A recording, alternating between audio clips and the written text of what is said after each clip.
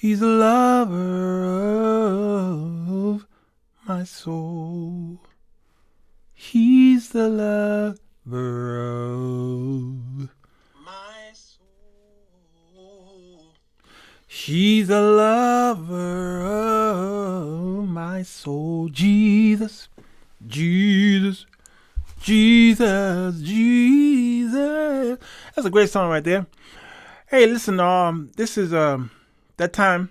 It's Sunday, y'all. It is the week of the 31st, January 2021, and we're getting ready to talk about this week in the pandemic report. I'm hoping that y'all will pay attention to this because this should be quite interesting to say the least. Ew.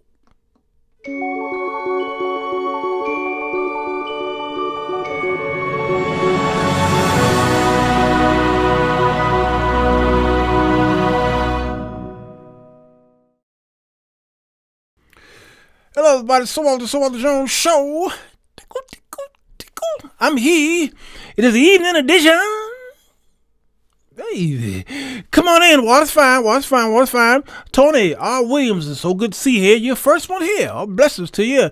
Clemens is here, and Joyce is here, and Oliver's here, and Spiritual Java's here, and Linda and Sukina is here. A whole bunch of y'all here. All right.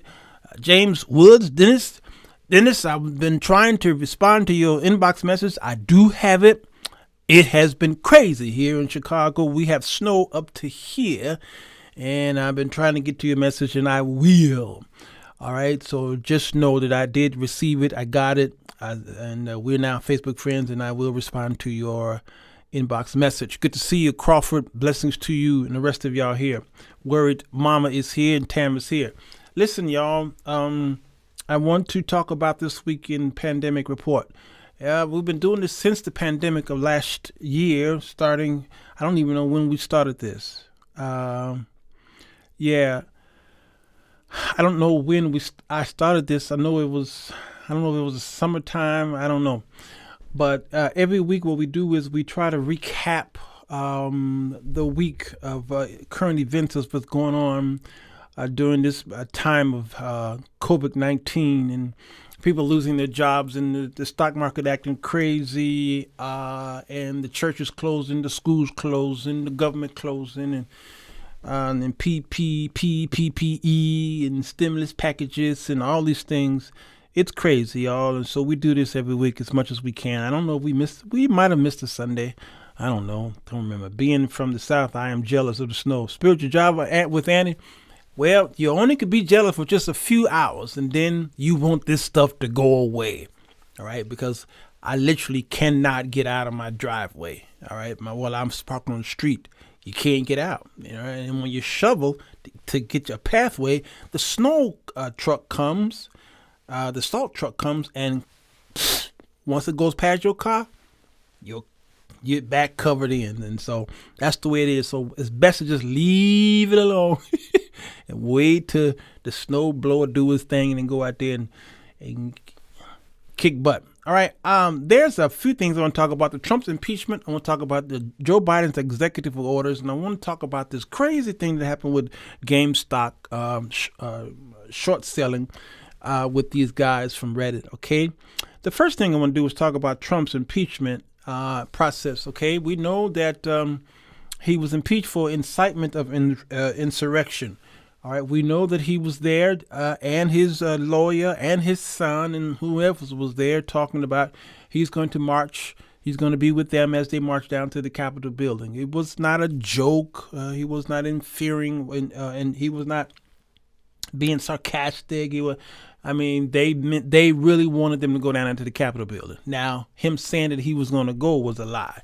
He was not going to go with them. There was no way that the Secret Service would even allow that to even happen. All right. First of all, number two, he's a piece of punk, so he was not going to go. All right. Okay. So at the time of this recording, the lawyers that he did have jumped ship.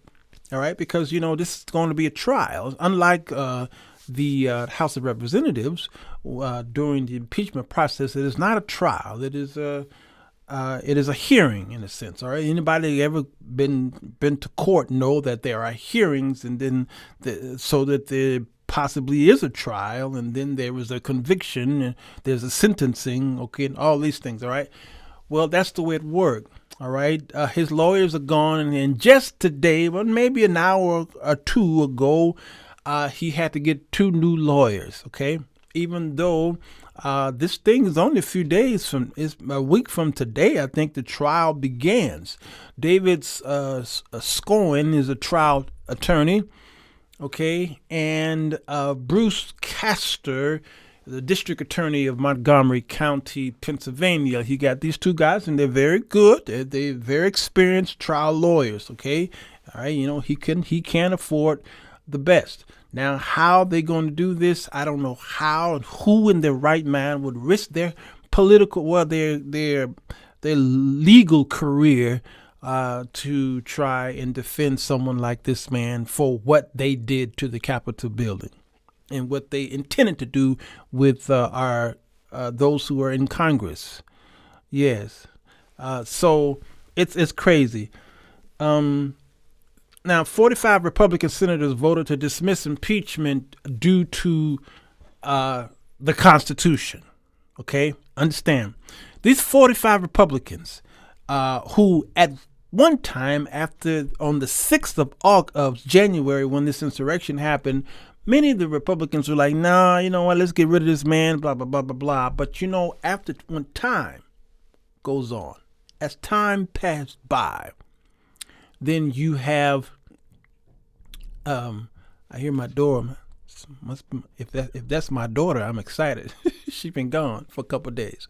Okay, as time goes by, you begin to rethink things. All right. So 45 Republican senators vote to dismiss the impeachment, but they based that only. They based it on the Constitution only. Good to see you, Doris James. You understand, Jackie Hines? They based it only because they felt that the Constitution does not back up the rights of the senators to even do this, because Donald Trump is not in office anymore. It makes no sense. It's a slap on the wrist. If that was Barack Obama that did all the things that Trump did, you best believe they would have went after him. Kept going after him until they buried that man in the sand. So the reason why they bring up the Constitution, because that is a safety net for them. All right. This is just a way for them to say we're following the law. They're not following the law. What it is actually is they are afraid. Who are they afraid of? These Republicans, this 45, are afraid that there's a midterm election coming up, y'all. You do realize that, right? Y'all do realize that, right? There is a midterm election. See, black folks, we vote for the major election and we're done until next 4 years.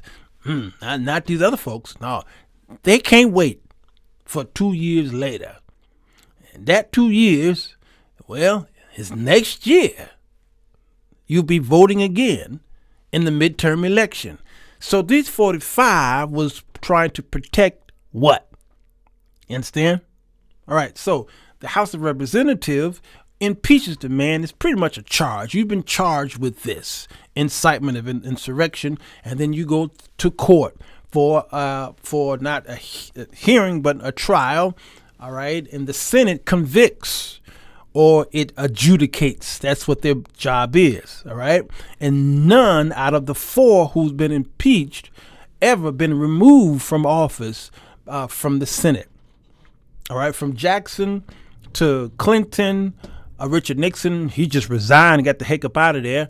And, of course, Donald Trump was impeached 2019, or was the beginning of 2020. Which one was it? Okay. And then impeached again. It will always be on him.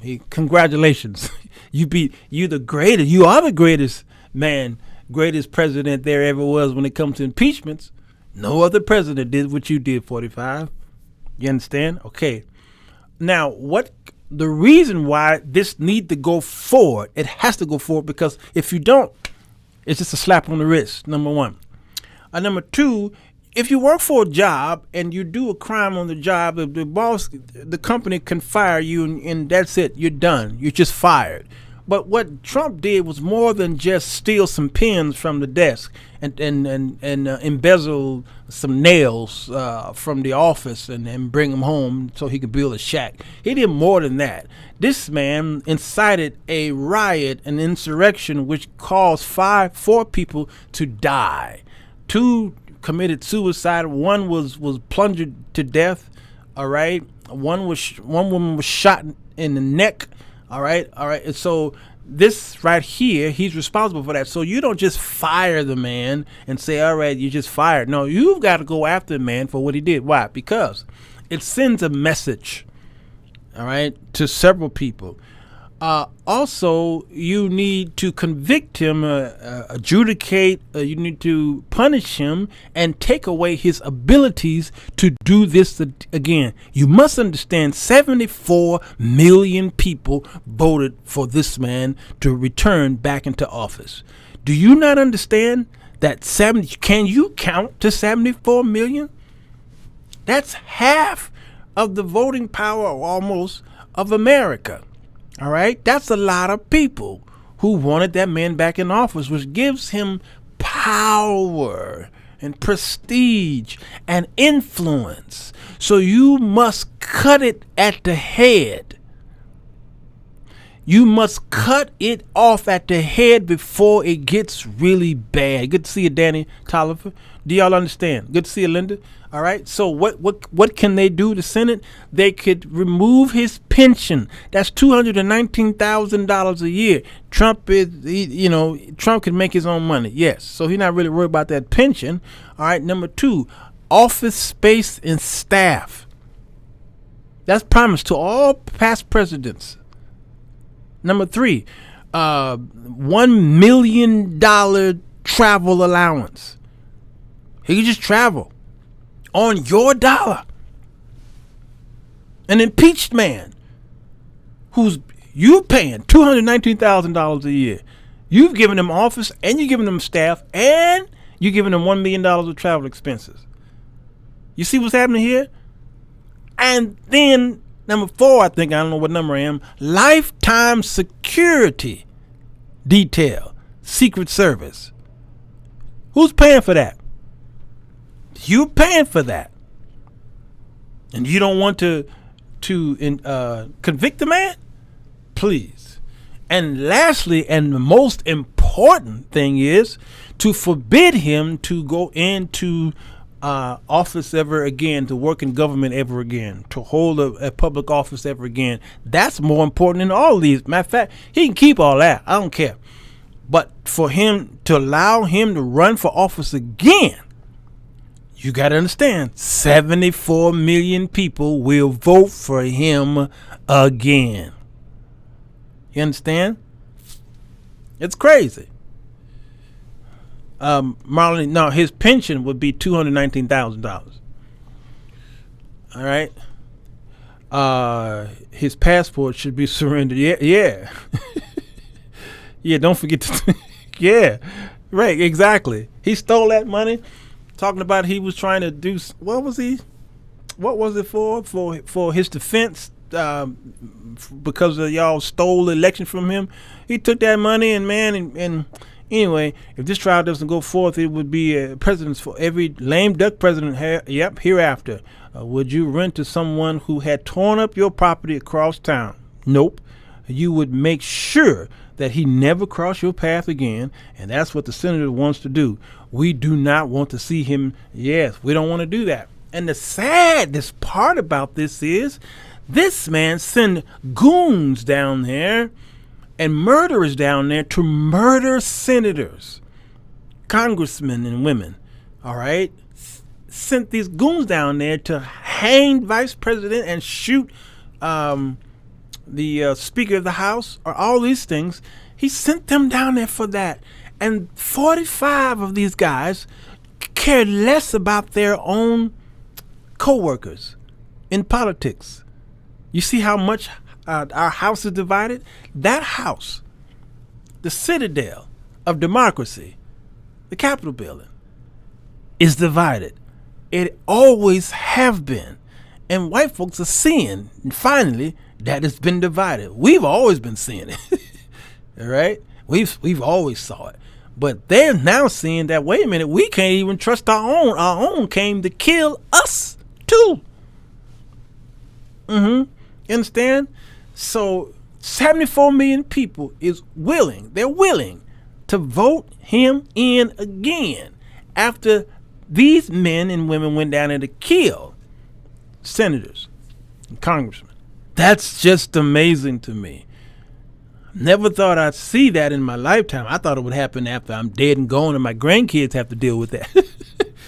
But that is real. This is not Netflix. This is not Hulu. This is not HBO Max, y'all. This is not a Fire Stick or a Roku. This is America, as it always have been. Always. It's a shame, but the world saw it, and that's why those tyrants out there, that's why our enemies want to come over here now and say, you know what? They are weaker than we thought they were. They're infighting, and this is how Rome died. They didn't explode. Rome what? They died within. They imploded. And that's the fate of America. America will implode to the point where we're going to have to rely on someone else for our safety. We're going to have to tether up with a nation, maybe the nations of the North, Canada, maybe parts South America, maybe the British Empire. We're going to have to do something because we're heading for self-destruction. And I believe that's why you don't see us in end-time prophecy in the Bible. You will not see America. All right? We'll talk about that before the show's out. As far as my Revelation series that I am recording. All right? So get ready. The best thing for them to do is this. Number one, unfortunately, Trump will win this. All right? Because the Democrats don't have enough votes in the Senate. Too many Republicans, 45 right there, voted to dismiss this thing, so they can't win. There's just no way to win. So what do you have to do? You have to think hardball. Hardball. How is that? What is that? Well, you've got to put Donald Trump on the stand. You understand? You have to put that man on the stand. This is very important. Why? Because whenever Donald Trump opens his mouth, he incriminates himself. He buries himself. Understand? Now, I don't know how much power. Now, this is different. This is different than a regular court case here, where you have to go outside and get a jury. No, the jury are the ones who live in that house. They work in that house. The senators are the jury, all right? And they have their own judge, jury, prosecutor. They have their own thing, all right, in-house, all right? And so they need to subpoena Donald Trump and subpoena those rioters, those who caused this insurrection, the ones who were on video saying, we're here by the invitation of our president. Do you understand? They need to subpoena the ones who are on that video and put them on the stand. And let America see, because the best way to win this is by jury, by the, a public opinion. The court of public opinion is the best jury there is in this case. Have you ever seen Donald Trump in a press conference? Remember when he won in 2016 and he was doing his own press conferences? Did you see how crazy that was? Go ahead and YouTube it if you don't remember it. You remember how crazy that was? It was absolutely wild, and he was telling the media and CNN and MSNBC fake news and shut up and sit down. And next, no, I ain't talking to you, and all these things. And it was amazing. And people were like, whoa, this is what we up against for the next 4 to 8 years? Yes. Put that man on the stand and ask him all of the hard questions And because he is such an imbecile, let him talk. And trust me, you'll see, right? That's the Trump impeachments. Wait, stay tuned for those. We'll see that circus next week. Let's talk about Joe Biden's executive orders. All right.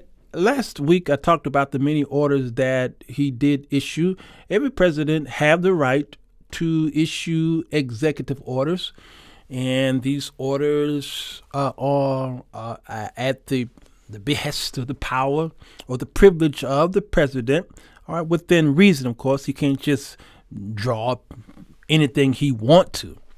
All right. But what Biden did, he promised that he will come out of the gate doing some things to try and help reverse some of the things that Trump put in there that was a harm to the American people.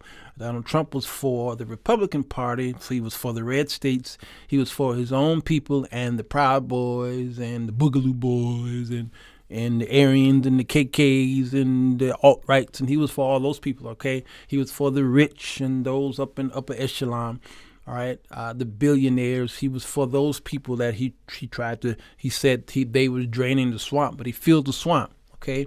So Biden came in there to try to erase some of that stuff that was a heaviness, a hardship on the American people, and I applaud him for that. All right. Now, he's not a perfect man, and he is a part of the Democratic Party. And I do understand that there are immoral things that are in the party, just like the Republican Party. They both have equal immorality. One party is talking about abortion and homosexuality, but the other party is looking at the bigotry and xenophobia and the racism and not looking after the poor and the needy and all these things. All right. So their sins are equal. Do you understand? Whoever is in party, whoever is has the power of the administration, all right, is representing an illegal party, an immoral party. You understand? So right now we're going to see a repeat kind of Obama 2.0. And you're going to see the Fox News, and you're going to see a lot of the conservative media is going to go after Joe Biden and Harris for some of the executive orders and some of the laws that they implement that they feel that are immoral. You're going to hear the same talking points: abortion and gays and homosexuals, and watch out, the church is in trouble. Watch out for my Second Amendment rights. I can't carry my guns and all this stuff. You're going to hear the same thing you heard for 8 years of Barack Obama's administration. Get ready for that. Do you understand? It has already begun with the executive orders that Biden is signing. And these executive orders will benefit many who live down there by Cracker Barrel and those down there hollering down there in South Carolina, in Georgia backwoods, Savannah, somewhere back up there. Okay. It's going to benefit those the 74 million who voted for Donald Trump. The orders that this man is going to sign and some of the things that he's doing, trust me, when y'all do get your $2,000, well, minus the $600 you already got through the stimulus check, when you do finally get that, it will benefit the 74 million who did not want that man in there. All right, there's going to be many things that this administration do, whether it's with the stock market or whether it's with whatever it is, with taxes, all right, they will benefit from it. Do you not understand that, all right? But they're going to not mention it. They won't say anything about it in their conservative media. They won't bring that up. They'll pinpoint on something that they feel is immoral. Do y'all hear what I'm saying? Y'all hear it. They have to use those same people. They were begging him, but yeah, same people. It's an unpopular opinion. Both parties are equally immoral, and you have to understand that. Oh, you didn't get your $600 yet, Crawford? Let me call down there to the White House when I get through with this, okay? Section 3 of the 14th Amendment will stop him from running again, Sir Walter. We gonna have to prove that. Favorite first, because if it was just that easy, they would have brought up the Section 3 of the 14th Amendment right away. They would have brought it up. but the lawyers are not bringing that up because the writers of the Constitution, those framers, they did not see a Donald Trump coming. They didn't see him coming. They could not even fathom that somebody like that would even have the ability to serve in the highest position in the land. And so if it was that easy for the Section 3 of the 14th Amendment, then there would not be a need for the Senate to try and adjudicate him and to stop him from serving in office ever again. Do you understand what I'm saying, Favorite First? They've brought that up, but it's not plain. It's left up to interpretation, just like our Bibles. All right. The reason why we got so many apostles and prophets and teachers and everybody's trying to interpret the same letter. And the Apostle Paul was like, I thought we supposed to be studying and knowing. I thought we understood this. The same thing. Salvation is just one thing: one Lord, one faith, one baptism, one letter. All right, one law. How is it that we've got all these interpreters of, and that's why Paul brought up what's called private interpretation. Well, the Constitution is the same way. The reason why the courts are fighting and lawyers can fight this thing over and over because of private interpretation. Understand? How much money is Biden trying to send out to other countries, and what for? Should we be taking care of ourselves better? Well, man, I can do a whole show on that, but I can't right now. Joe Biden watched a lot of Oprah, most executive orders history, and you get an order. David Tadlock, be quiet. A man met prohibits any person who had gone to war against the Union or given aid and comfort to the enemies running for federal. Yes, but again, they brought that up. Thank you for posting that, PJ Johnson. Thank you so much. All right. But there's a problem here. He must be charged and convicted of this crime.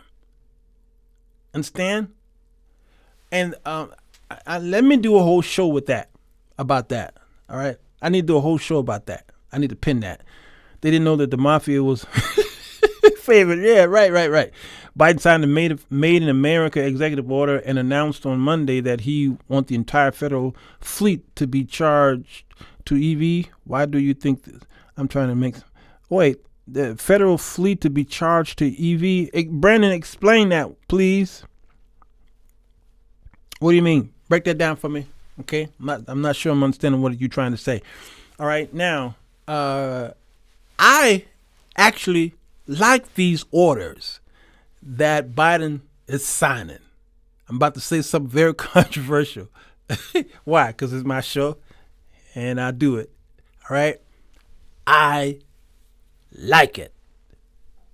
Even the whole gay thing and the bathroom thing, I like it. Yep, I do. It didn't start with Biden. It goes all the way back to Clinton. Y'all can punish Biden all you want to.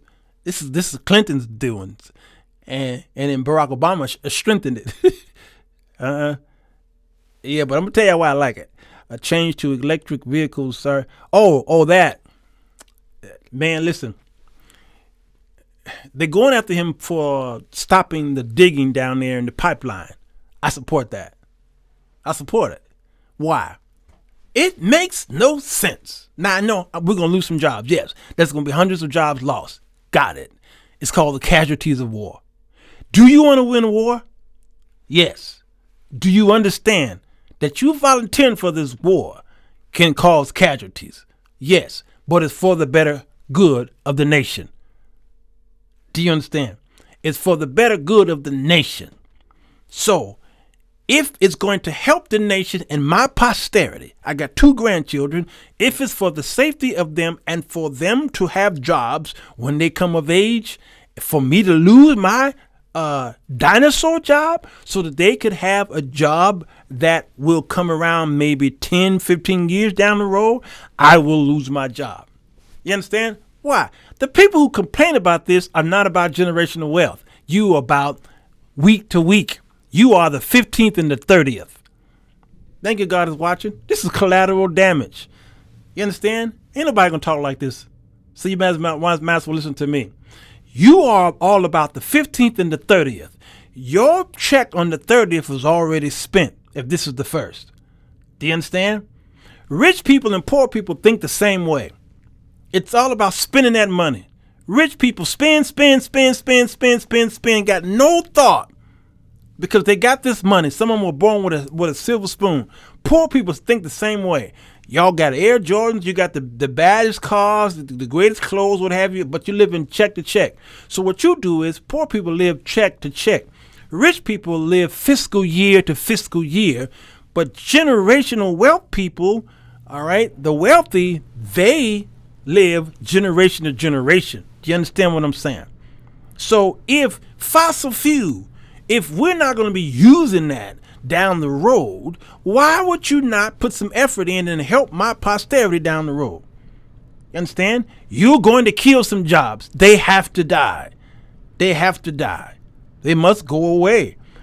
If that was not the case, we wouldn't have the technology we have today if we kept trying to reproduce cassette tapes and keep reproducing 8-track tapes, keep producing Magnavoxes and Zeniths and Quasar. Okay, we keep producing this analog stuff in tubes, whatever. And then we're still using tubes because it's a nice warm sound. But why would you continue to keep producing that old dinosaur stuff from the 50s and the 60s?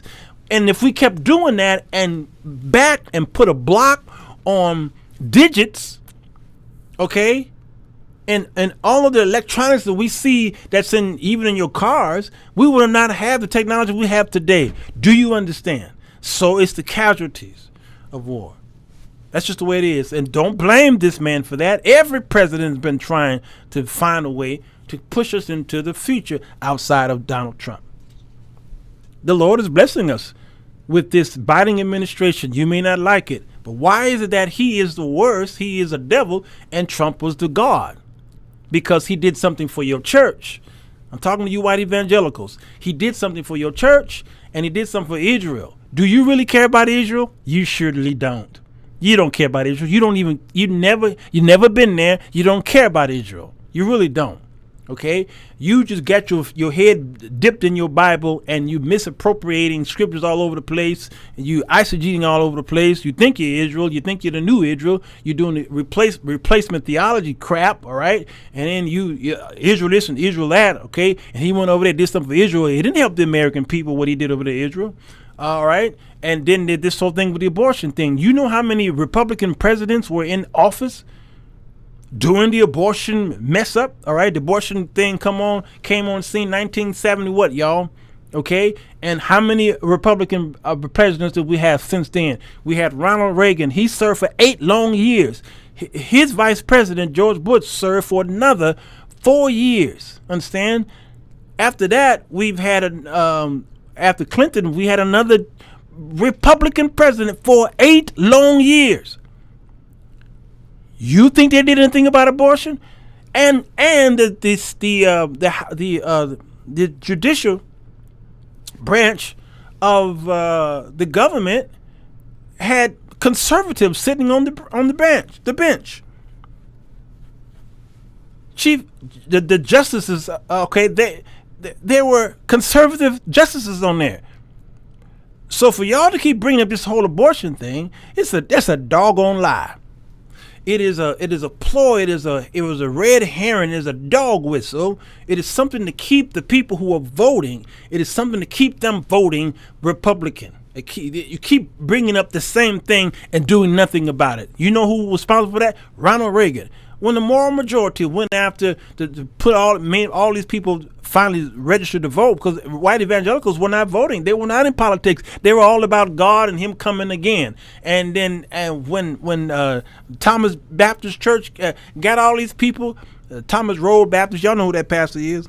His son is a fool, okay?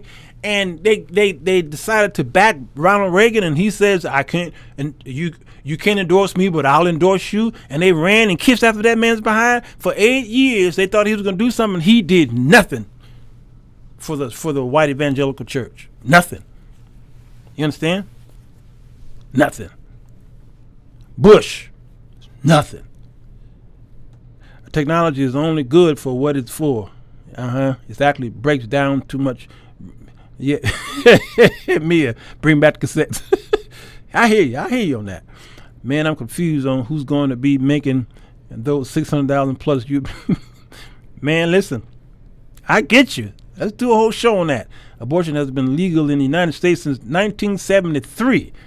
9 presidents since that time, 5 of which have been Republicans. Nothing. Mia, I like you. Yeah, it's a scapegoat for them. They did nothing. And they stand in front of those Planned Parenthood shops and they talk about, don't go in there. They're murdering the babies, right? They tried to get the government to stop funding the Planned Parenthood, okay? And they were the ones who brought us Sanger and these people and eugenics. These were the white folks who brought it to us, okay? And then this thing that they created, this monster that they created, then they turn around and say, well, we got to get rid of this. And all those years from 1973 until now, nothing was done. And trust me, the same white folks are trying to tell these black kids, and there's many white girls of committing or having abortions, and they were dying left and right. So they had to jump in there because these white girls were dying and bleeding to death. So they jumped in this thing and they turned this into a moral thing. And I'm against abortion, but you got to understand this is a political ploy. All right. And when a black kid is born, that same white woman standing in front of the Planned Parenthood abandons that little black kid. Miss me with that abortion stuff. Dr. Rashad Battar videos. I think Trump and others are following him. Okay. Yeah. Miss me with the abortion stuff. That's some bull. You hear me? That's straight bull. And you white evangelicals running after that all for generations, you don't realize, man, they playing with you. They playing footsies with you, and you don't realize it. You pretty much, I'll get to that when I get to the GameStop thing, okay? Because what you are is you are a product. You are a product. It's I don't know if y'all saw that movie on Netflix about the Facebook and social media, social project or something. Okay, you remember that? I don't know if y'all saw it, but see it. You got to see it because they were talking about the Facebook ads, all right? And they said something very interesting, and I totally agree with it. It makes a lot of sense. Is that when we go on Facebook and we see the ads there, the ads are from people who are selling a product. The social dilemma, is that what it's called, Venzel? Okay, the ads are selling a product, okay, that we, the consumer, want to buy, and so Facebook put the product in front of us so that we can buy the product. Meanwhile, the product maker pays Facebook so that we can see the ad, right? Well, who is really the product? You know who's the product? Can somebody tell me down there? Who's the product? If you didn't see it, then you won't know what I'm talking about. But if you saw it, you'll understand what I'm saying. Who is the product? I'm selling a product on Facebook. I want some buyers, some consumers. Thank you, Vanzel. You're the product. Do you understand? Facebook is selling us to the so-called product maker. Ask me how I know, because I advertise on Facebook. Sometimes y'all see my stuff and you'll see sponsored ad up there. Well, y'all are the product. That's just the way it is. The consumer, you're the product. And you who are a part of these parties, Republican or Democratic parties, you got to understand it's the same game.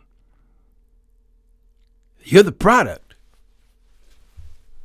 All right. So as it pertains to this bill, the Barack Obama, same thing. Biden, Barack Obama, the Equality Act. All right. two bills have lingered between the Democratic House and the Republican Senate for the last few years. Now that Joe Biden is president and both houses are controlled by Democrats, these two bills are likely to be signed into law. The Equality Act, all right? Very important. Every bill, every executive order got some pork in it. Y'all understand? Your stimulus check that you got and that you're going to get eventually got pork in it. Do you understand? Do y'all know what I mean when I say pork? I'm scratching back here because it's haircut time. And when my hair grows, my scalp,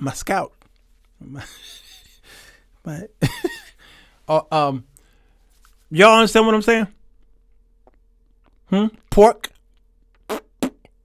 Because when, depending on whose side it is, get a bill passed, and the president either he vetoes it or he signs it, there's some pork in there. Catfish don't have scales. Yeah. Y'all crazy. Yeah. Pork is fat. Yeah. All right. There's pork. Fat. Weight. That which you don't want to eat. It's in the bills. Yes, Martin. Other stuff added. It is a compromise. Bills is one big compromise. Do you understand? The pork in that stimulus check is that you will be accountable for Franzel, come on. The hidden stuff. Yes. Mitzi, you're late. Mitzi, of all people, why would you be late? You're my heart. How could that happen? I'm so disappointed. Go sit in the corner for a few minutes, okay? All right? Yeah. Pork is that greasy fat that makes it go down easy. It lines the bill, makes it easier to swallow. Come on. Yes. Like the bathroom bill. That's what this is. That's pork. So this is called the Equality Act and the Do No Harm Act. Now, to those of you who are uneducated, who are not informed, who don't really care about politics or don't care about the governmental or civics, anything, to name something like that is to make it more palatable. Do you understand? You are in prayer? Well, praise God. I'll allow that. Yeah. You can be late all you want to. All right? Do you understand what I'm saying?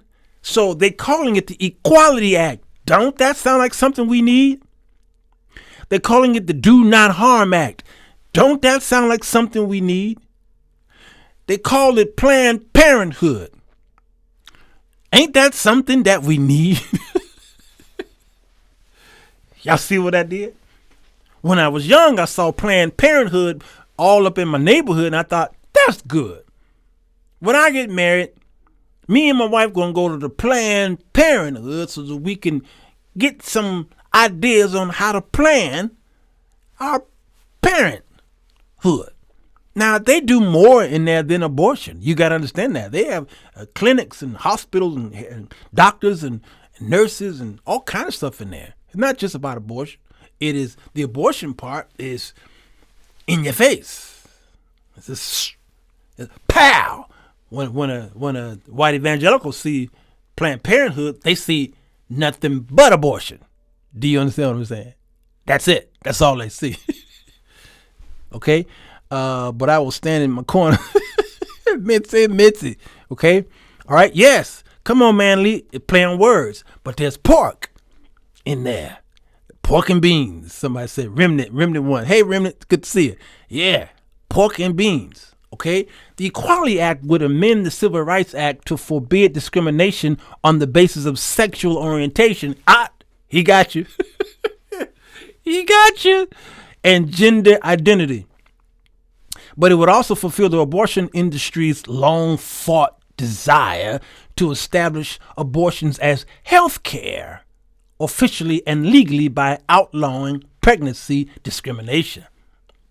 It requires that access to treatment for pregnancy must not be any different from access to any other kind of health care treatment for any other physical condition. But this is all code language for implementation of a vigorous national policy of abortion on demand for any or no reason.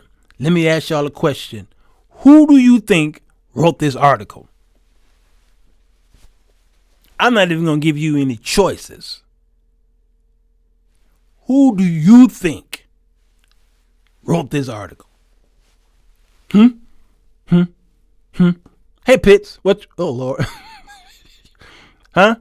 Who do you think wrote that article? What side are they on? Manly? What side are they on? Because this should be easy for all of y'all. Whether you black, white, Pentecostal, evangelical, all right? Homosexual? Oh, no. No. Homosexuals wouldn't write this. That is the antithesis of what a homosexual would write. That is a juxtaposition. I don't like a staff writer from Glad. No. Did y'all hear how I wrote that? How I read it? Huh? Did y'all hear how I read it? Huh? Maybe y'all need to hear it again. Y'all need to hear it again. The Equality Act would amend the Civil Rights Act to forbid discrimination on the basis of sexual orientation and gender identity, but it will also fulfill the abortion industry's long fought. Who talks against abortion? Huh? You want me to keep reading? By making abortion health care and declaring that no person shall be discriminated against in access to such care, the Equality Act would make opposing abortion access morally equivalent to opposing dialysis and chemotherapy and stitching a wound or setting a fractured arm. If there is no morally serious argument to be made against setting fractures, neither can there be morally serious arguments against providing an abortion. On the anniversary of Roe v. Wade, President Biden called abortion health care and repeated that he intends to make Roe v. Wade the law of the land, removing any doubt about his commitment to the Equality Act. It's a long one, but y'all got it right finally. Hey, ain't no Democrat right that. Man, this was nothing but a straight right conservative Republican wrote that. Look at the dog whistle sign. He said it was a dog whistle in there, but he used some dog whistles. Notice the terminology. You know a person, you can tell a person's writing by his or her style. Do you understand? By his or her style. Stevie Wonder got a certain style. And Stevie Wonder could write a song for someone else and let someone else sing it. And I can tell you, after just a few bars, Stevie wrote that.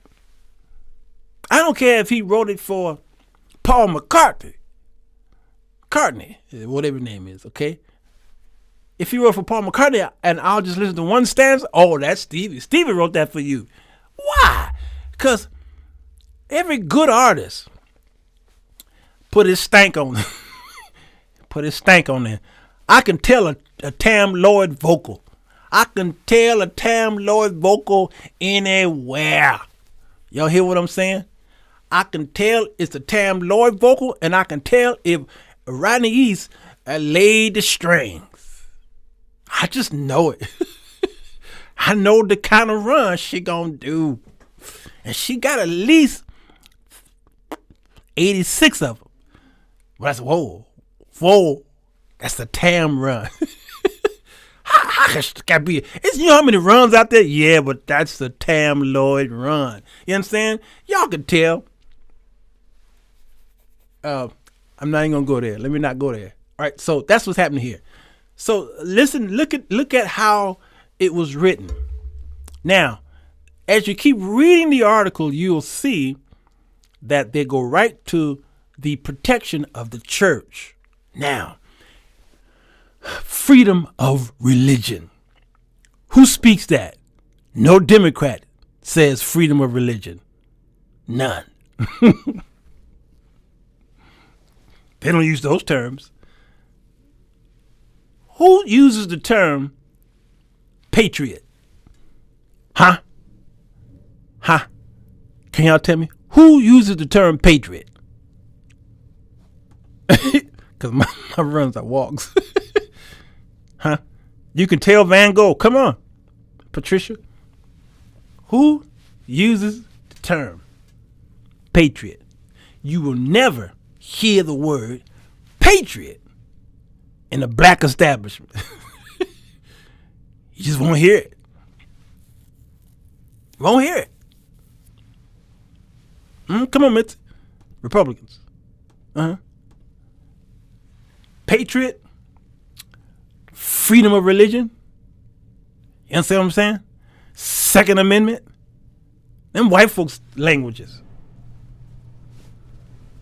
Blacks don't talk like that. Asians don't talk like that. Hispanics don't talk like that. You get it?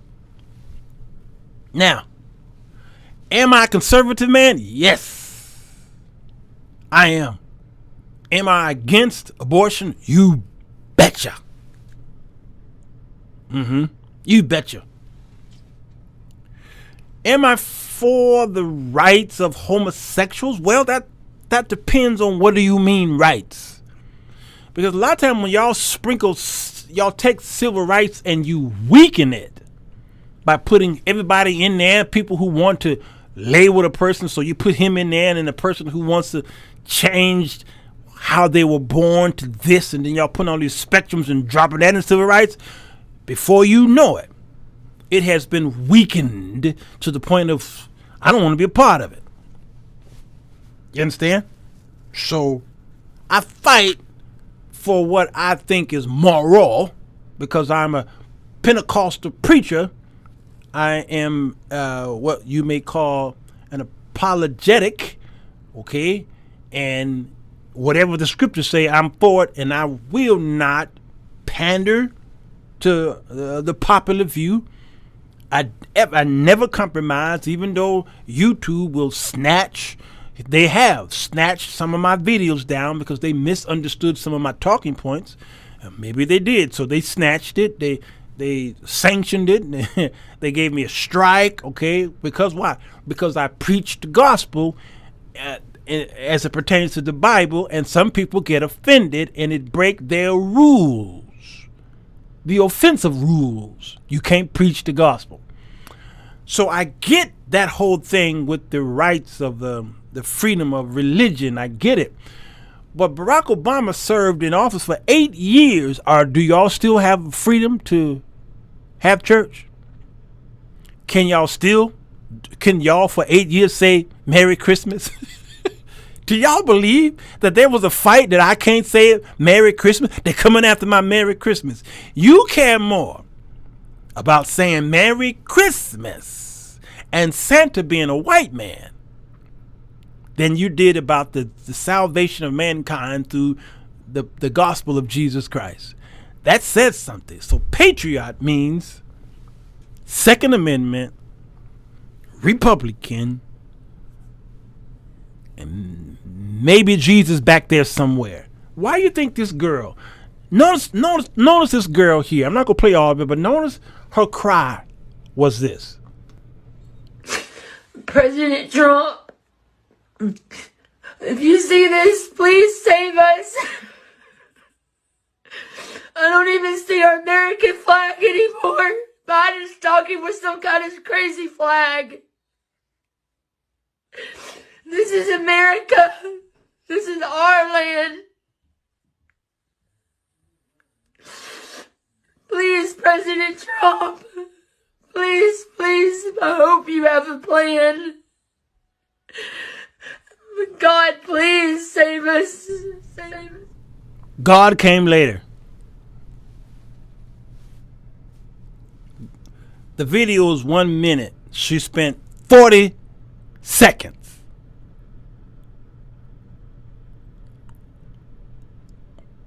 on what? She mentioned the flag. She mentioned Trump. She mentioned America, our country, our land. And she finally invokes God's name 40 seconds in. She represents many of the white evangelicals out there who invokes God's name later. Those who were part of the taking down of the Capitol building had Christian flags. They had Bibles. Matter of fact, the insurrections went in there, they stood at the dais. And I don't know if they held hands, and they was praying after they killed people.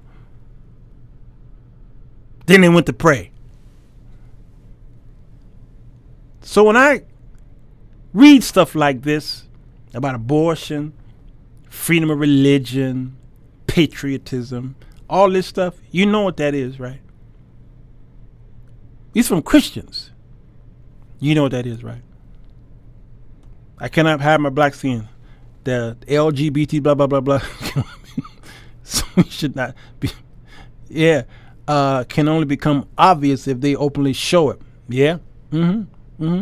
That's like the phrase "Black Lives Matter" as a thought process being weakened by the movement. Which, yes, that's exactly it. Y'all see what's happening there? Y'all see what's happening? Trumplicans. Oh. Evangelicals. That's what they are.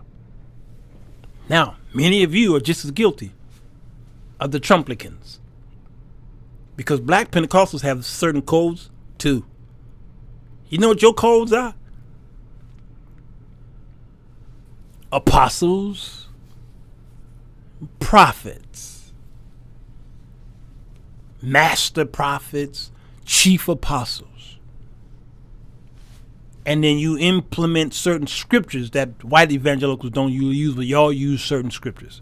If my people, or I know the plan I have, or enlarge territories. I pray that you whatever. This is Gaius's prayer. Okay, prosperous and good health. All right, y'all use certain things. I'm trying to tell you, Archbishop. You do the same thing the white evangelicals do. Same thing. And God is waiting on the outside, waiting for you to be done with all of your traditional pomp and circumstance. You're in church having a great time. The music's playing. Somebody's singing. Somebody might be speaking in the tongue, or somebody might be prophet. I don't know. Y'all just having a great time. Somebody about to get the deliverance. And the pastor, by the way of apostle or bishop, walk in. And you have to stop what you're doing to give homage to a man who's walking into God's court.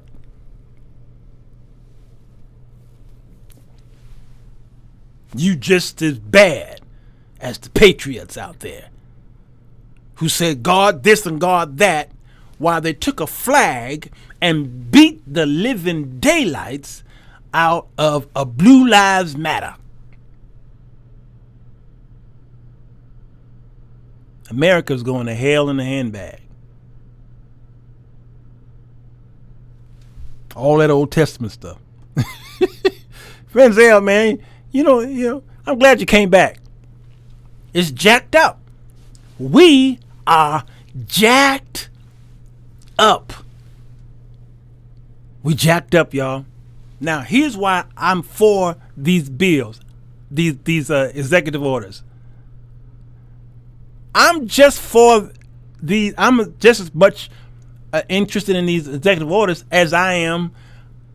I don't want prayer put back in schools. Y'all want prayer in school. I don't want prayer in school. All right. Now I'm finna show y'all how bipolar I am. Number one, I don't want prayer in schools. Number two, it's good that these Barack Obama and Biden and Democratic immoral bills are going to be passed where there's a man who was born a woman, but she wants to use he or she wants to use the women's restroom, so we've got to give them, allow our kids be a blah, blah, blah. I'm for all that. You know why? Because it's going to wake y'all up. You believers, you Christians, you lazy ones who ain't doing nothing but staying at home and blaming the pandemic for you not to be able to do any witnessing, you're going to have to move now. And I talked like this to my unbeliever, what they call them, atheists. The atheists were talking about to me on Facebook. They were fighting me over the homosexuals. They leave them alone, they told me.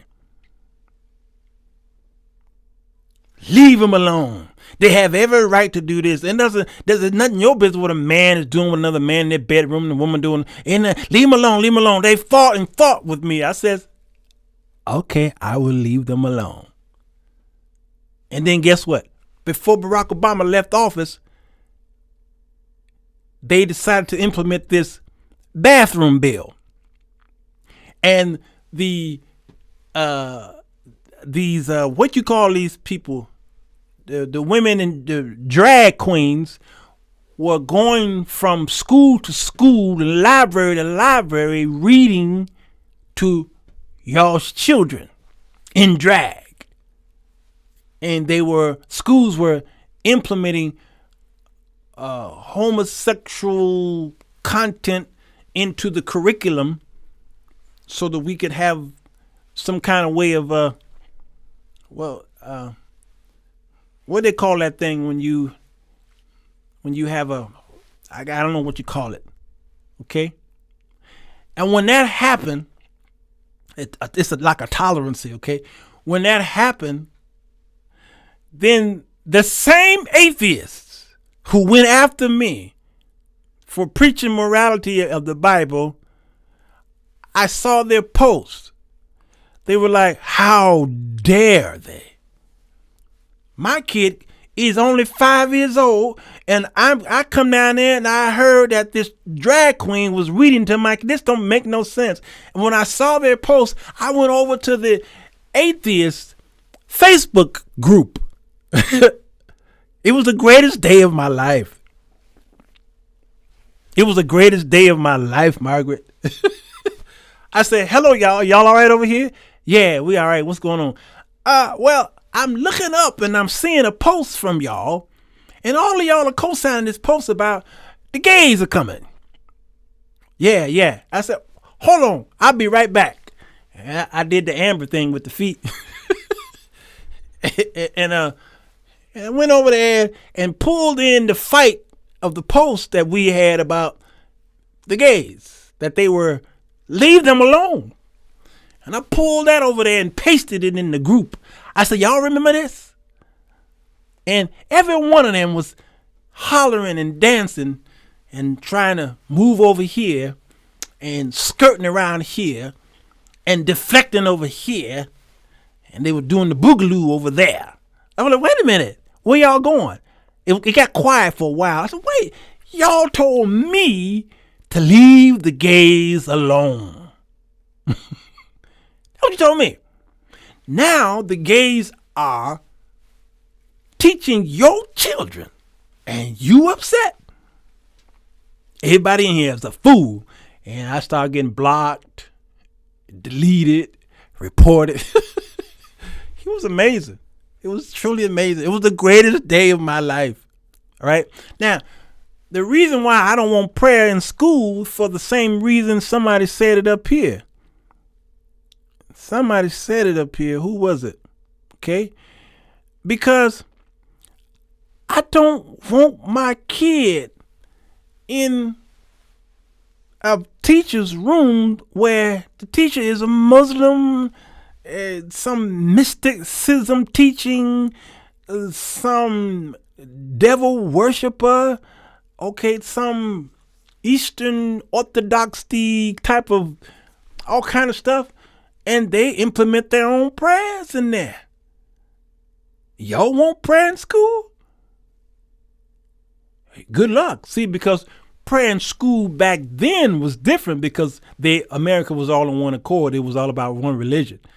That became a problem because the state should not be sanctioning or regulating or having their hands involved in religion anyway. So Madam O'Hare, whoever it was, she said, "Hey, this is not constitutional. Get this out of here." I'm glad it got out of here because the immorality was coming. Why can't y'all see God did something with that evil person to get prayers? God took an atheist to remove his name out of schools because if he had left it in there, do you know how jacked up your kids would be coming home every day trying to teach you a new word? Devil. Huh? Ma, I got a new word. What is it? Devil. Whoa. Did you learn a newer word? Yes. Beelzebub. Never mind. You don't want that. We don't want it. Yeah, we had a moment of silence. Yeah. It would have come in a political correct form of an equal opportunity prayer. That means Buddha and every other. Yeah, I'm trying to tell y'all. Special schools age children. Yeah, they're impressive by what they see. They could be praying from the womanist theology.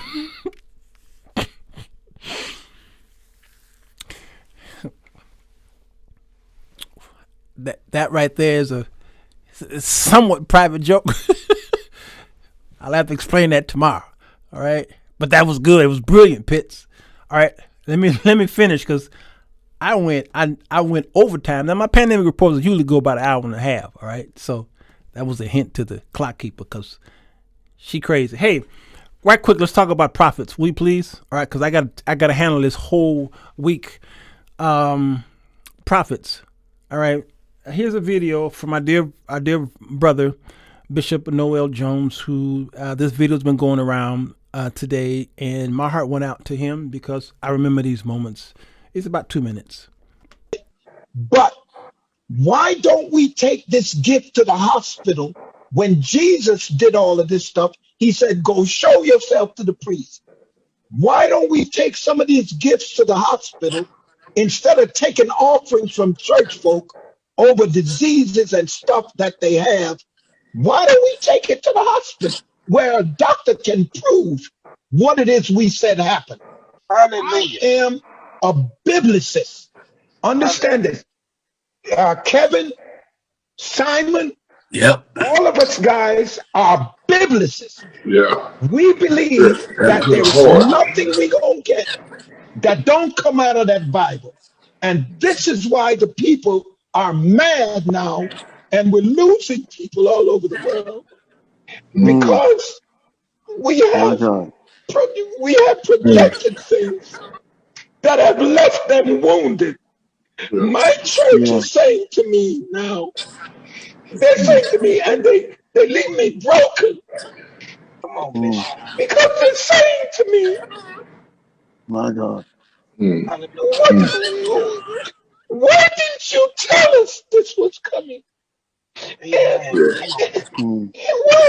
didn't the prophets, we've had all the prophets, we gave them all our money. Wow. I'm sorry. I think they're broken, and I'm working my heart out, trying to recover. Yes, people who are broken, who don't understand. Thank you. What we did. We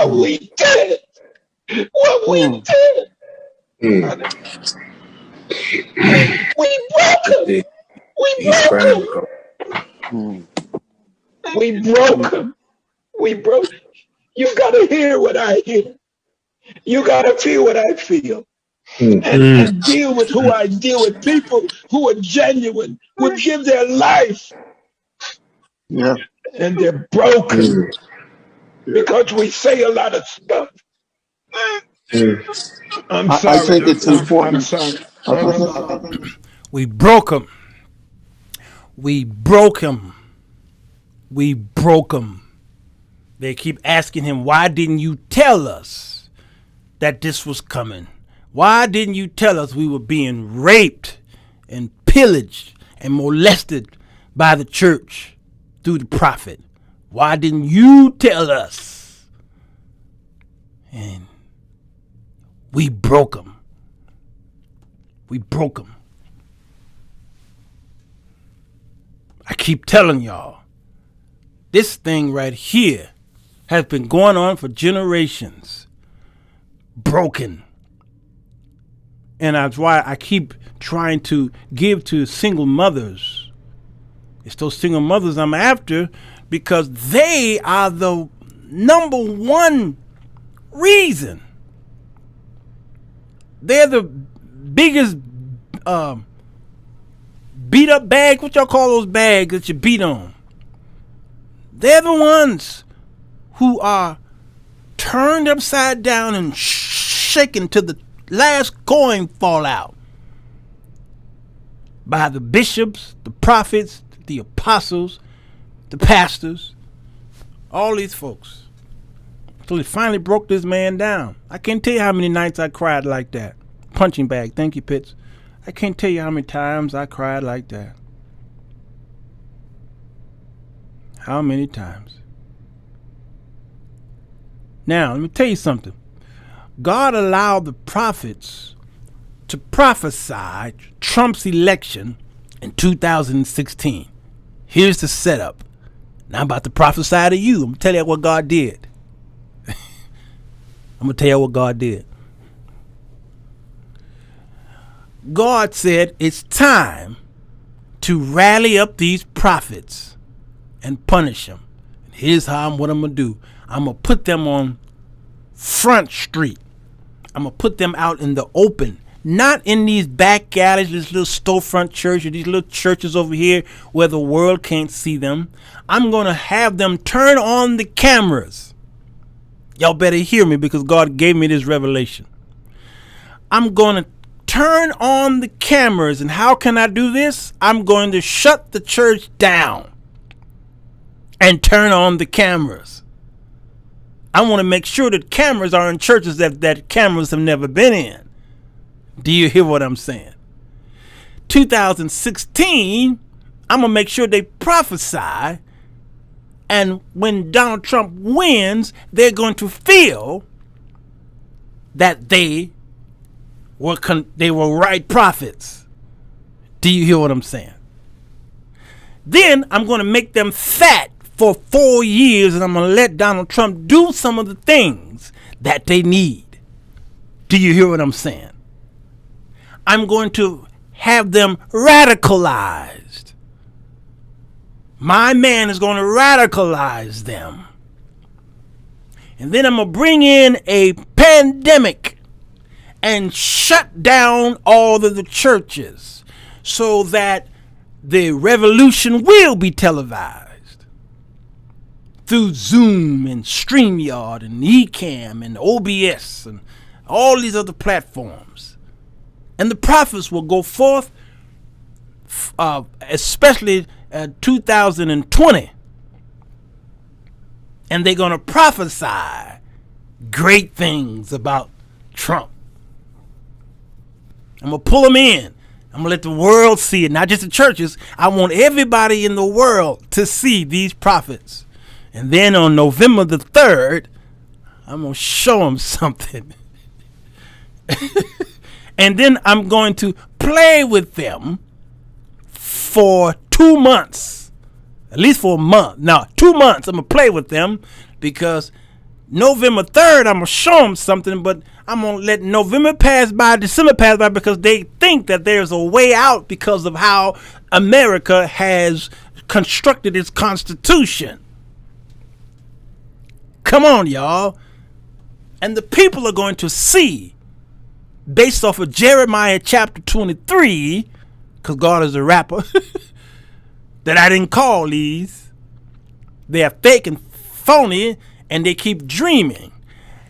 To the point where I'm going to allow the delusion to hit their mindset. They will start dreaming something I never showed them. I'm going to allow the evil one to allow them to sleep and slumber, and they will dream dreams. Delusions. Some of them will go into sleep paralysis. And they'll start having visions. And I'm going to allow one man to prophesy that troops are going to come from Russia in the month of November, and boots on the ground. And he going to have a series of dreams. I didn't give it to him. And the cameras are going to be point his way, and millions will see that vision and be afraid. Some will turn to me because I got to get their attention. And those are my remnants. They'll turn to me because of fear, and they'll lean on me and hear the word that I had to say. The others will follow that man. That's what God gave to me, sitting in this chair. You understand? He put them all on full display. Just like he did that competition on Mount Carmel with the prophets of Baal. Elijah sat there and said, come on, y'all. Pray a little harder, scream a little harder. Maybe your God is asleep. And all these prophets of Baal was prophets lying about the great Trump. And they all fall down. They go boom. They're going to dream right after they eat that big pulled pork sandwich. God put them all on blast. Come on, Priscilla. All of them. The remnant is being stirred to action. Come on. And this is why I am... Hey, Diane, good to see you. This is why I'm doing my Revelation shows. I'm shooting them right now because I need y'all to see end time. You better start focusing on the end time now more than ever. Start focusing on that so that you can teach it to your children. I spent a lot of money buying equipment so that I can shoot this in a way that is appealing to those, because man looks on the outward appearance and God looks on the heart. But the outward appearance is still important, because in order to, the Bible says, be wise as serpents, but harmless as doves. In order to get people to come and hear the gospel, you sometimes got to do clever things to get them to hear the gospel. Some win through compassion, others win through fear, but they both are pulling them out of the fire. So I have to make sure that, because we're used to the climate of good quality video and audio and all kind of background and what have you, I've got to present that so that I can present the gospel to a dying world. Do you hear what I'm saying? At the same time, I'm making sure that you get it too, so that you can be strengthened. This is for the building up of the church. So I went broke doing it. I spent a couple $1,000s of money I did not have. And y'all know I don't beg y'all for money. And God knows I need it. Here's my CashApp right here. God knows I need it. But I said, God, if they never give, I got to do this, because I got to preach the gospel even if I have no money left. So I went out and bought some cameras. All right. And this is I'll talk about these cameras later on. All right. I bought some cameras so that I can do it right, because I want to be up there. And I'm going to talk about this Gamestop. This is a good segue into that. I want to be up there with the big boys and their quality so that I can preach.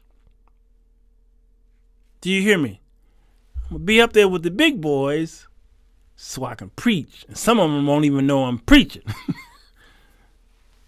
And Jesus did the same thing, and so did the apostles. Jesus didn't hang out in the temple all the time, in the synagogues. Guess where Jesus was? Can y'all tell me? Ooh, Mandy, I like that. That blessed me. That blessed me right there. Yeah, Tina, that blessed me. My people are destroyed for lack of knowledge. Come on. Yes. I'm doing each book per night Revelation 1, one night. Revelation 2, another night. It's going to take me a whole month to do it. But it's going to be good. I'm going to have my notes there so that you can do it. You can buy the notes for 99 cents. And you can have the notes and read right with me. And we're going to go into this thing.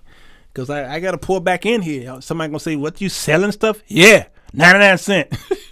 I got to support this ministry. I can't do this. I got to, you know how much this camera costs? I got a new grandbaby upstairs. I hope he upstairs because I heard footsteps. I hope he up there. I want to kiss on him. I miss him. Right in the thick of the, right in the thick of the people. Come on. We got to get this done. Out of the common folks out. Yes, that's it. That's where Jesus was. Having dinner with Matthew, the tax collector, and his nasty keys. Something wrong with your keys. Okay. All right. Now, I spent a lot of time on that. Let's talk about the stock market and end this. Okay. Because I do want to mention, the death of Cicely Tyson. But the stock market, very important. This is the segue because I need you to see something in time.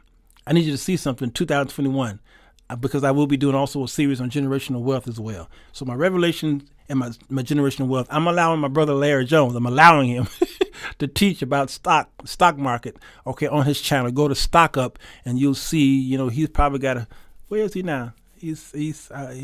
Well, anyway, he's got a big follower there, and he's helping a lot of people make some good money over there. All right, the Joneses, we don't play. We're gonna give information out.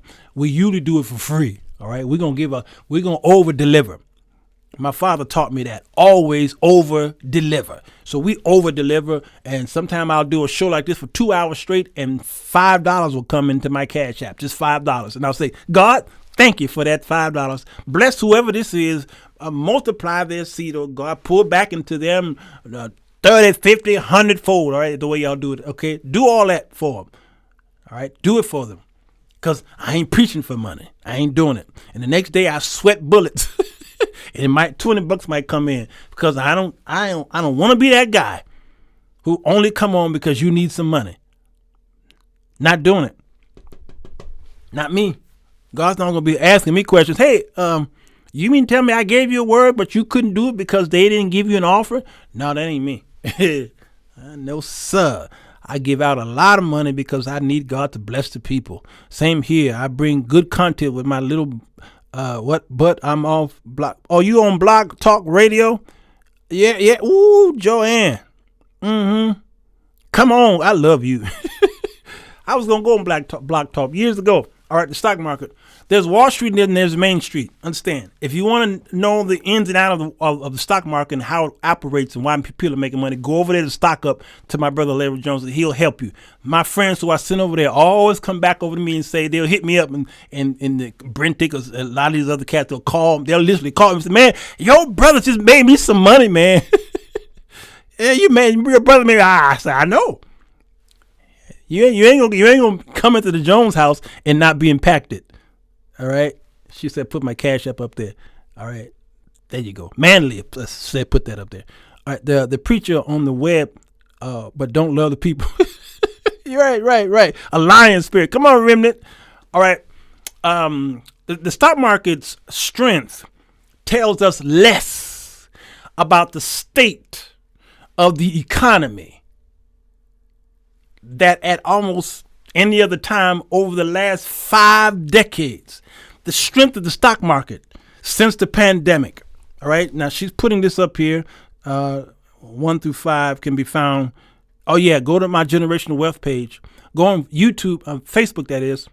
If you want to hear the beginning, instead of having to go over there to his site and try to go through all his videos, go on, just type in GWAA on Facebook. It'll take you right to my generational wealth Facebook page. Generational wealth for African Americans. So if you type in GWAA in the search, it'll take you right over there and you can see the first 5 episodes of segments of my brother Jones. Yeah. All right. Okay. Now, good to see you, Eric David Townsend, the man with the 3 names. I miss you, man. I was looking at some videos just last week about you. And we'll talk about that later. That's my heart. Okay, so what happened here, all of y'all, most of you should know what happened with GameStop. All right. These are stress companies. GameStop don't, they had a heyday. A few years ago, y'all go down and buy your PS2s and your GS9s and your KWWs and the Pookie Box. All those. If you a gamer, you understand all that stuff. All right. I'm not a gamer. Last time I bought a game was 1979. Atari had made this thing called Pong. And boom.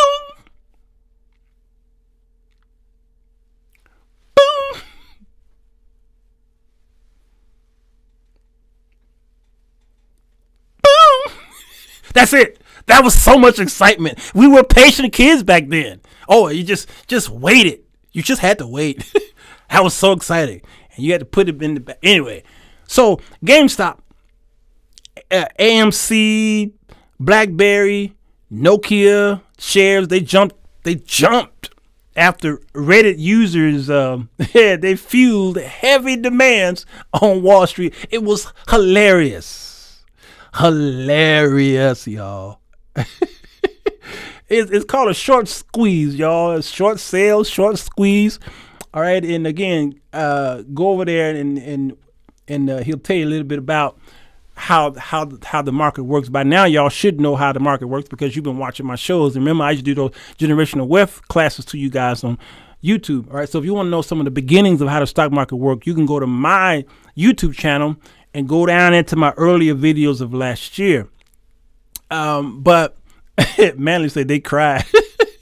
It was funny to me, all right? Wallstreet Bets is what it's called. Jamie Rogosinski. He's the guy over there on Reddit. And now they almost bankrupt the hedge funders by playing their own game.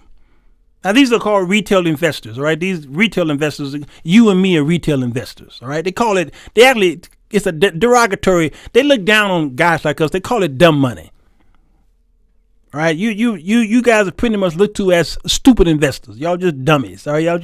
Y'all just trying to, it's like a person, when I went golfing for the first time, they looked at me like I was a dummy because I didn't know what I was doing, all right? That's a high scale stakes game, golf. You can't be broke and poor and going golfing every week. You understand what I'm saying? All right, so that's what they call you people, you retail investors. So the brokers, okay, you got to understand these apps, Robinhood apps, and these smaller apps are where these free broker apps. Okay, the brokers are not equipped with the collateral to deal with these high risk, what they call thumb traders, with thumb traders, all right? They don't have the collateral. And they've realized that they've been operating all this time on borrowed time. You understand what I'm saying? So the big firms, now they can meet the capital requirements, but the little guys can't. They don't have the capital. But the small guy was offered a playing field that we all couldn't refuse. Thank God for Robinhood app and all these other apps. Okay? We were offered that. Couldn't refuse that. And you gonna give me some free stock too? Man, please. Well, this all was prophesied. All right. Way back in 1730s by a man by the name of Richard Cantillon. It's called the Cantillon effect. Sometimes people pronounce it Cantillon, okay, but the Cantillon effect. Go ahead and YouTube it or Google it. It's an exciting thing. It's an essay. It's a book on the economic theory. This is Richard Cantillon, all right? It's an essay. It's considered the first complete treatise on economics with numerous contributions to this particular science. Now, these contributions include his cause and effect methodology, monetary theories, and his conception of the entrepreneur. Now pay close attention to the word entrepreneur because he is the one that I'm giving homage to for that word and why I'm an entrepreneur today. If you don't understand what the power of entrepreneurship, you are going to fail in 2021 because there's going to be more millionaires made this year than you can imagine. His concept of the entrepreneur as a risk bearer. That's what this book is about. His effect is about. And the development of spatial economics, all right? Pay close attention. Spatial economics. You are a victim of spatial economics, all right? Cantillon's essay had significant influence on an early development of the political economy, and I'll explain it, all right? Now, it was published 20 years after the man was murdered. They murdered this man. Remember the man who said that he had the cure for cancer, and all of a sudden he woke up dead? You got to understand. To cure something like cancer would ruin the fat cat's pockets. Absolutely ruin. And if we could cure cancer this week, there would be thousands of people out of jobs, and people would be going bankrupt, and people would be jumping off buildings, committing suicide, all kind of stuff. It is big money in treatment. Do y'all understand what I'm saying?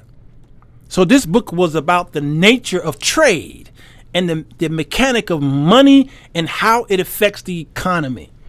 So when money is created, it don't trickle down when it's created. Not right away, it don't. It first goes into the pockets of the financial class, and then it's leaked into the pockets like waves of others, step by step. Okay, so here's my hand, and if I had milk and I poured it in my hand, let's say this was a cup or a bowl, and I poured milk in this bowl, the milk would go into these cracks in my hand, probably equally. That's what it would do. Pour the milk in there, and it will be equally distributed in these chambers here. All right. Well, that's not how the economy works. The trickle down effect thing. Okay. Money creation causes inflation. All right. So when the milk is poured into a hand, let's say this is America. This is America. Okay. And this is everybody, the rich, the poor, the middle class, the downtrodden, blah, blah, blah. And milk is poured in there, and everybody's supposed to get something. That's not how it works. Actually, it works like this. My hand is like this, and these chambers is closed. This one is out like this one's go like this one. This one is bent like that, okay? But they both are leaning. The hand is leaning like this. So when the milk is poured into here, it goes to the richest first. Who's next to the rich will get it next. You understand? And then everybody else got to fight for it. But by the time it gets to those everybody else, it's expensive. It don't cost the same. It costs more. Because to create money is to create inflation. Understand? So the further you are away from the money, the higher the price is. That's the difference between wholesale versus what?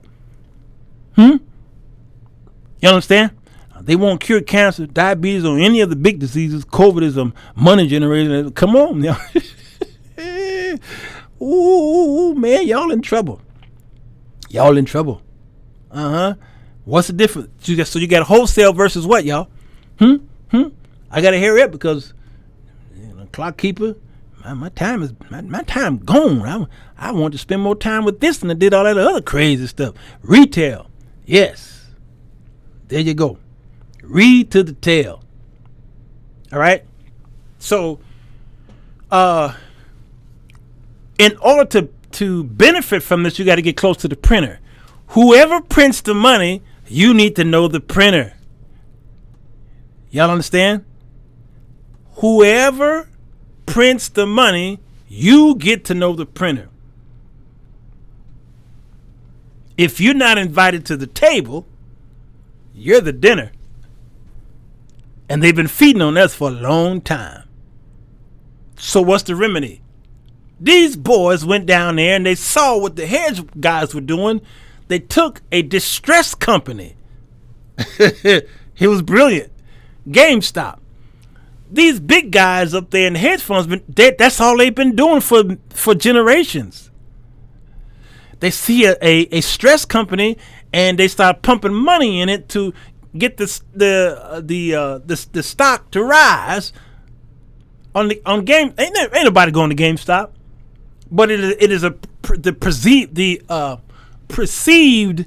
perceived notion that now it's worth something because the stock is rising because somebody's manipulating the market. So they manipulate the market, which they always do. Guess who else is manipulating the market? The same guy who gave you that stimulus check. Yeah. So they went after GameStop and AMC and BlackBerry and Nokia. All right, let's talk about GameStop because that's where the game stopped. The game stopped. And it went shoop. And those that read it knew what was going on. So they went in there and they joined forces. And it started. It was brilliant. And then the rich folk was like, wait, whoa, y'all can't do that. And Robinhood shut y'all down. You could sell your stock, but you couldn't buy none. Why? Why? Because you was playing the game. All right. So what's the remedy? You got to print your own money. How are we gonna print our own money? What y'all think cryptocurrency is? Huh? Can't be regulated. So who's the printer? The Federal Reserve. The Federal Reserve put money in the stock market to shore it up. The stock market is too big to fail. Like in 2008 through all of these, the banks were too big to fail. And they were milking y'all on these toxic predatory loans. You had a 300 credit report. You had no job, okay, no nothing. And they were offering homes to y'all with no money down. And it caught up to the banks.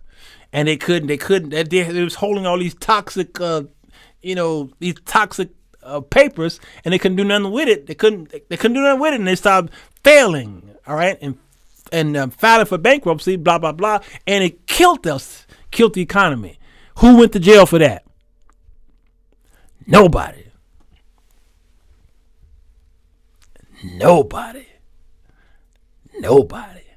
So what do you got to do? You got to play their own games with them. So the Federal Reserve printed the money. All right? They're the printers. What do? Then they loan the money to the U.S. Treasury. What does the Treasury do with it? The Treasury then gives that money to your bank. Then what does the bank do? The bank charge you for it. Lord have mercy. It's crazy. It is crazy. Yeah. Who said it? Mark Twain. History doesn't repeat, but it often rhymes. Yeah. History doesn't repeat itself, but it also rhymes. This quote is often attributed to Samuel Clemens was his pen name. Mark Twain was his pen name. An American humorist and public commentator. He was born in 1835. Clemens had a front row seat during one of the most exciting dynamic periods of globalization in human history. You know what that period was? The turn of the 20th century. Oh, man, it was a great time. And when he said history doesn't repeat itself, and I thought that was brilliant. Now, I went to where did I go? Quora. All right. I like to go to Quora.com. And two guys, I like what they said about that quote. Now, we know in Ecclesiastes it says there's nothing new under the sun, all right? But what they said here is one guy, Eben Kim, says history does not repeat itself exactly, but many of the same patterns tend to repeat itself. Once upon a time, there was a horrendous crime rather than once upon a time there was a horrendous time, is what he's saying. Think of Heraclitus, who says, no man ever steps in the same river twice. For it's not the same river, and he's not the same man. While you can step in the same river twice, it's no longer exactly the same as when you stepped first in it. He's right. And you're not exactly the same. either. Therefore, while there may be a time in future where a fascist dictator rules, he will not be the same as all fascist dictators before. The lead up to the fascist uprising may also follow the same pattern, but it's not exactly the same as before. All right, so he's talking about the insurrection that happened a few weeks ago. Now, this guy Pablo, I like what he said. He says the maxim is what it's called. The maxim: the past does not repeat itself, but it rhymes. Seeks to harness two of life's profound truths. First, that time only moves in one direction, forward. The past is gone, all right? The past is gone forever. None of the minutes God gave us to live a little is ever returned or reused or lived again. You can't catch up for time. People are like, I'm trying to catch up. No, you can't catch up. The rhymes that Mark Twain hears that reminds him of his past are usually just the noises he hears in the present, reminding him of days gone by. So one way to read the later half of the maxim is that of an old man experiencing what they call deja vu. It's just a brilliant way to break that down, and I just want to y'all see what's going on here. Is history seem to be repeating itself, but it's rhyming. And what this boy did with Reddit was rhyming, because he fulfilled the prophecy of the Cantillon effect, Richard Cantillon. He did something here that some of you will miss. I'd love to spend more time on that, but again, go over to my brother's site, and then he'll tell you all about that. Okay, all right. I want to end this with giving homage to our dear sister, Auntie Cicely Tyson. And Patricia said, "Teach black man." I don't care what nobody say. That was a hysterical, brilliant plan. While the fake patrons were trying to figure out how to tear down our democracy, the brilliant and the moneyed men were putting dripping. It was brilliant, y'all. It was absolutely pure brilliance. All right. So people are like, okay, should I invest in the Gamestop right now? I think y'all better step back right now. You might not want to touch that stock right now. It's completely volatile right now. Yeah, the preacher said that out of Ecclesiastes. His name was Quahilaf. All right. Yeah. That what he said. Quahilaf. I think that's his name. People think that this was Solomon. But it might have been one of Solomon's contemporaries. I will say that. Okay. People also give David credence on writing the book of. When I was young, I thought that David wrote all of Psalms. I ain't know. I see a clock keeper. Traditionally Solomon, all right, but may be the work of a teacher who called himself Koheleth. Yeah. Otherwise, it's unknown to us. There you go. Thanks, Johanna, Elisha, Bright. It's because of you I had to go that route. Cicely Tyson, I'm going to go to her movies right quick. They put together all of her movies from the best ones to the least. And I want to see if y'all could recognize them. Where did they go? Under ranker.com, the best Cicely Tyson movies. All right. I'm going to tell y'all what the number one is later. The second, I'm going to go from 2 all the way down. The Help, 2001, Emma Stone. I got an ad here. Number 2, That was 2. 3, The Rosa Parks Story, 2002. Angela Bassett played in that. Number 4, Because of Winn-Dixie, 2005. Let's see. Number 5, Oldest Living Confederate Widow, Tells All. That was in 1994. Diane Lane. Donald Sutherland was in that. Fried Green Tomatoes. Sure was. Number 6, that was in 1991. Kathy Bates was in that. Mary Lou Parker was in that. Number 7 was The Women of Brewster's Place. Remember, 1989. Oprah Winfrey. Robin Givens. Number 8, they say Mama Flora's Family, Queen Latifah. Number 9, Tyler Perry's Madea Family Reunion, Blair Underwood. We know who all was in that one movie. Number 10, her 10 best movie was The Bluebird, Elizabeth Taylor, 1976 with Jane Fonda. Number 11 would be A Diary of a Mad Black Woman, Tyler Perry, 2005. Number 12, they put Sounder at number 12. That is a cult classic by us African Americans that came out long time ago, y'all. Long time ago. Okay. Let's see. The Concorde, 1979. The number 14 is A Woman Called Moses, 1978. Orson Welles. Y'all remember that one? That's a great movie. The Grass Harp, 15, 1995. A Lesson Before Dying, 1999. Her 17th movie was Aftershock, Earthquake in New York. That came out in 1999. Her 18th best movie was Hoodlum, 1997, Queen Latifah. Her 19th favorite was Always Outnumbered, 1998, Lawrence Fishburne. Natalie Cole was in that one, actually, before she died. The 20th favorite was called The Haunting in Connecticut.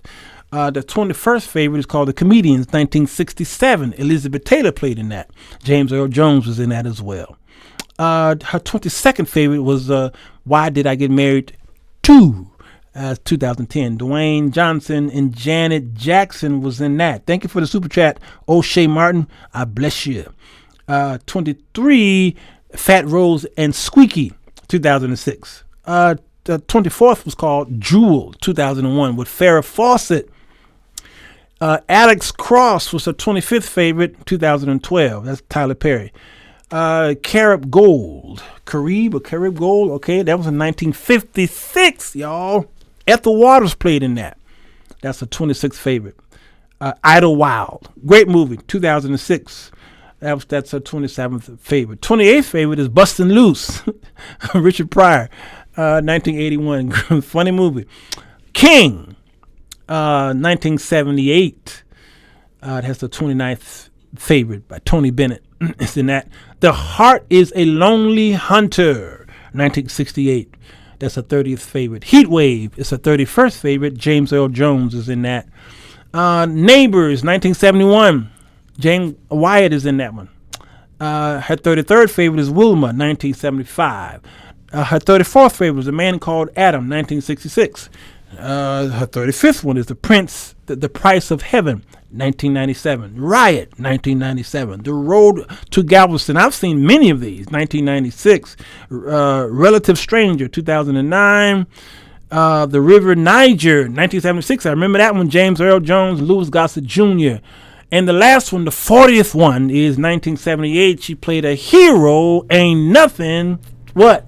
Come on, y'all. Fill it in. Fill it in. This is Paul Winfield. Fill it in. A hero ain't nothing what? Oh, Manley already got it. Ain't nothing but a sandwich. There you go there. But the number one movie of all time by this dear auntie is the autobiography of what, y'all?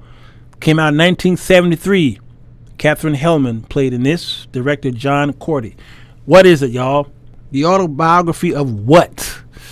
All right, y'all, listen. I've been on here an hour and, I don't know, clock keeper, a long time. And I thought I'd help y'all out here with whatever you need for this week. Thank you, Valerie. Ding, ding, ding, ding, ding, ding, ding. You won.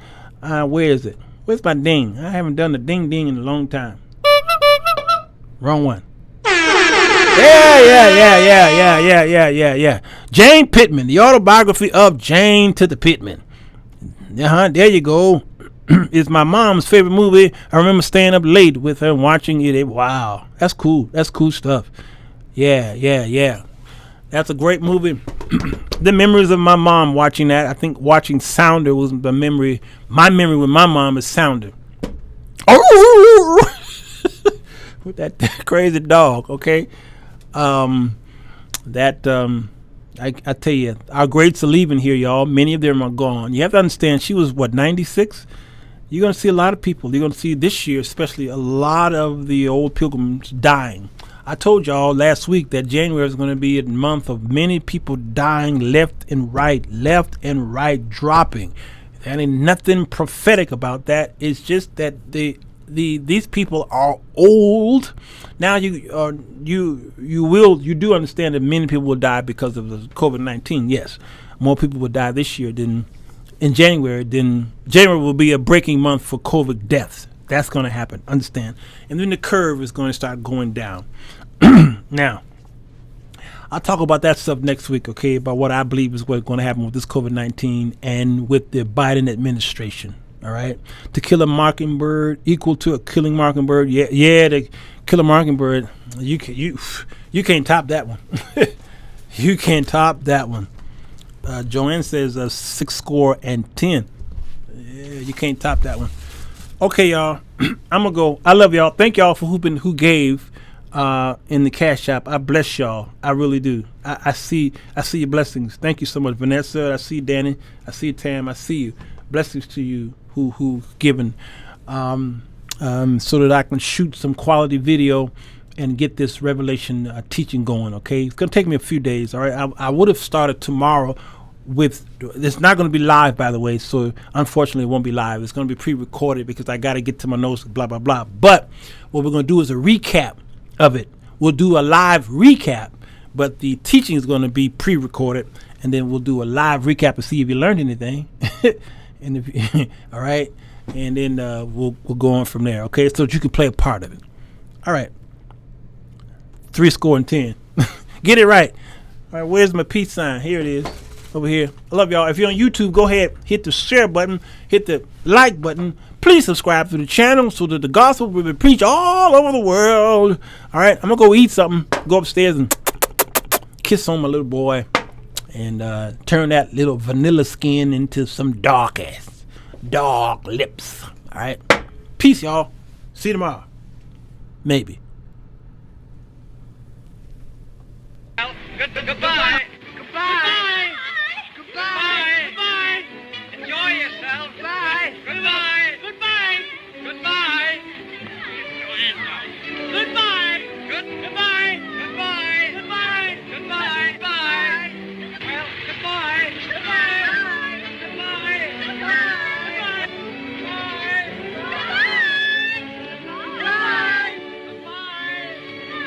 Goodbye. Goodbye.